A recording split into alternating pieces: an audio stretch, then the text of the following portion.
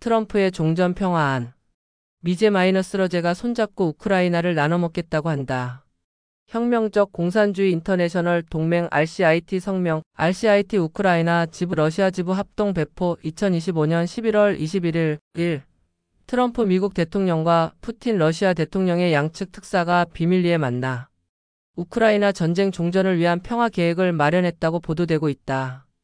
돈바스 지역 등 우크라이나 영토를 러시아에 할양하는 것을 골자로 하는 이 종전안을 수용하라고 트럼프가 우크라이나에 최후 통첩했다고 한다. 트럼프의 이 28개항 평화 계획은 다음과 같은 내용을 담고 있다. 우크라이나는 점령되지 않은 나머지 돈바스 지역 이 지역의 14.5%를 점하는 도네츠크주와 루안스크주에서 물러나 러시아의 영토를 할양한다. 크림반도 도네츠크주, 루안스크주 모두 사실상의 러시아 영토로 국제적으로 인정한다. 다만 우크라이나는 인정하지 않는다. 헤르손과 자포리자 주의 현재 전선을 따라 분쟁을 동결한다. 우크라이나 군은 절반 이상 감축한다. 러시아 측은 이에 상응하는 감축을 하지 않는다.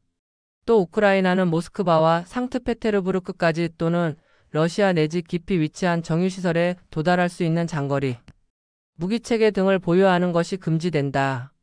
우크라이나는 나토에 가입하지 않는 것을 헌법으로 약속해야 한다. 나토는 공식적으로 우크라이나의 회원국 자격을 금지하고 우크라이나에 군대를 주둔시키지 않기로 합의한다.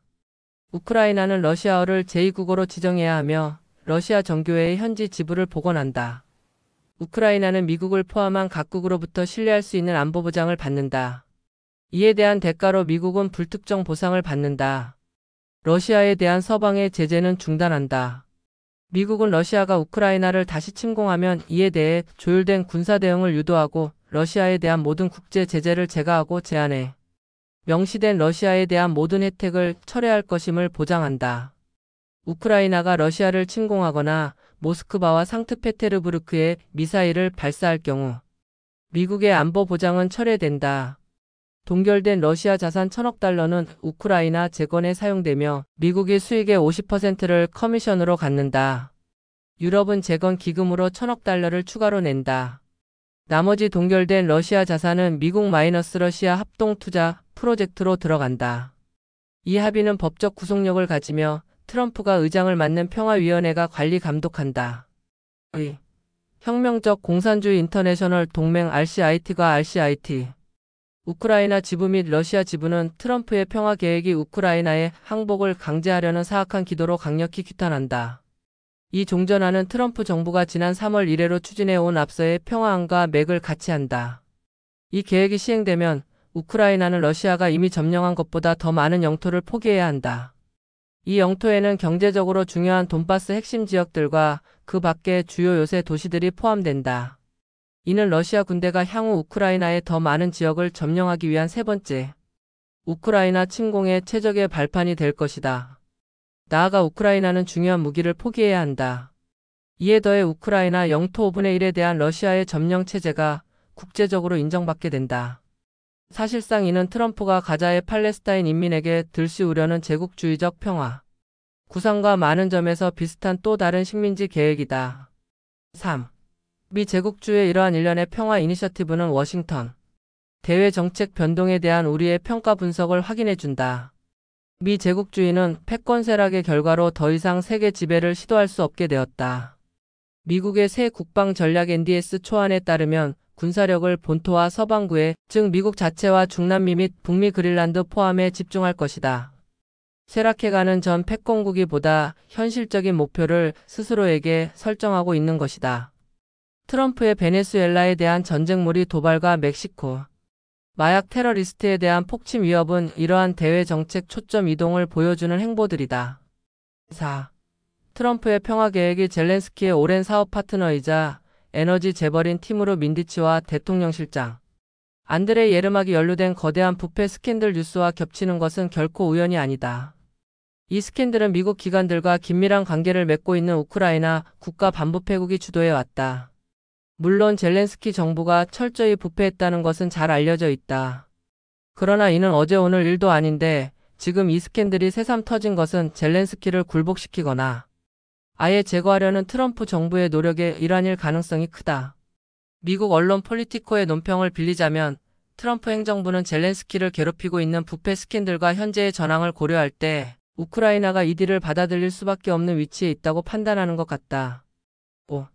트럼프의 평화 계획이 우크라이나의 자결권에 대한 총체적 침해라는 것은 다시 언급할 필요도 없을 것이다. 젤렌스키가 트럼프-푸틴 합의안에 동의하도록 허용해서는 안 된다. 우리가 앞서 8월 중순 트럼프-푸틴 알래스카 정상회담 당시의 성명을 비롯해서 줄곧 밝혀왔듯이 휴전을 추진할지 여부는 우크라이나 인민이 그리고 오직 우크라이나 인민만이 결정할 문제다. 이것은 전술적 문제다. 그러나 우크라이나를 외세의 점령으로부터 해방시키는 전략에 종속되어야 하는 전술적 문제인 것이다. 숨통을 트고 향후 보다 유리한 시점에 인민전쟁을 준비하기 위해 휴전이 필요할 수도 있다. 6. 우크라이나 대리전 주장이 얼마나 거짓으로 도배된 데마고그 악선전이라는 것도 한이 드러났다.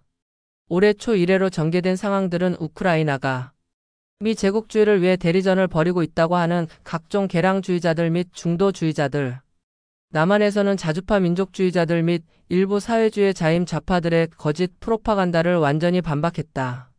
지난 10개월에서 보듯이 러시아와 협상을 타결하고 전쟁을 끝내기를 원하는 것은 미국인데 반해 우크라이나는 나라를 해방시키기 위한 항전을 이어가길 원한다. 분명히 하자. 우크라이나 인민이 푸틴의 침공에 맞서 싸우는 것은 다 미국 등 서방 열강이 시켜서 그러는 것이라는 이 악선전은 언제나 러시아 제국주의에 봉사하는 거짓말이었다. 우크라이나 인민이 자기 운명의 주인임을 부정하는 거짓말, 약소국 인민의 민족자 결권을 부정하기 위한 거짓 선전인 것이다. 7. RCIT 우크라이나 지부와 러시아 지부는 우크라이나가 푸틴의 침공에 맞서 정의의 민족방위 전쟁을 치러왔음을 거듭 강조한다. 우리는 이 민족해방 전쟁을 말로 행동으로 모두 지원해왔다. 2022년 봄에 우크라이나 저항군을 원조하기 위한 세 차례의 연대 호송대를 조직했다. 그중 하나는 LIT-CI의 동지들과 협력하에 수행했다. 사회주의자들은 친서방 부르주아 젤렌스키 정부에 어떠한 정치적 지지도 주지 않고 우크라이나 민족해방 투쟁편 들기를 이어가야 한다. 실제로 젤렌스키 정부는 해방투쟁에서 밟고 넘어야 할 최대 장애물이 되고 있다. 과두재벌 등 부패한 올리가르이와 서방 강대국들에 협력하여 우크라이나의 민족적 이익을 이들의 이윤 계산 및 지정학적 전략 계획에 종속시키는 데 복무하고 있는 것이다. 8. 우크라이나 인민이 미국 유럽 제국주의에 의존해서 러시아 제국주의를 패퇴시킨다는 것은 가능하지 않다. 오직 자신의 힘과 노동자계급 피어가 빈민의 국제적 연대에 의지해서만 가능하다. 이라크와 아프가니스탄 인민은 다른 제국주의 열강에 의한 지지 없이 외국 침략자를 몰아내는 데 성공했다. 우크라이나 인민도 똑같이 할 수 있다. 첫 걸음으로 모든 과두재벌 올리가르이의 소유를 몰수하는 것이 필요하다. 이들 수탈자들을 수탈하는 것이 필요하다. 소수를 위한 이윤 반대. 모든 부를 인민과 인민의 해방투쟁으로 기간 산업을 비롯 대기업에 대한 노동자 통제 하에 국유화, 우크라이나 대외부채 무효화, 노동학법 철폐, 나토 EU 가입 반대, 우크라이나 땅에 서방 군대 주둔 반대. 9. 가장 중요한 것으로 친서방 젤렌스키. 자본과 정부를 노동자 민중 평의회와 민병에 기반한 노동자 정부로 대체해야 한다. 노동자정부는 침략자를 몰아내는 인민전쟁을 준비할 것이다. 동시에 국제노동자민중운동에 우크라이나 인민을 지지하고 러시아의 항복을 강요하는 미국 등 서방 정부들에 대한 규탄에 나서줄 것을 촉구하자. 오는 시기 슬로건은 인민전쟁, 인민정부, 임을 다시 한번 천명한다.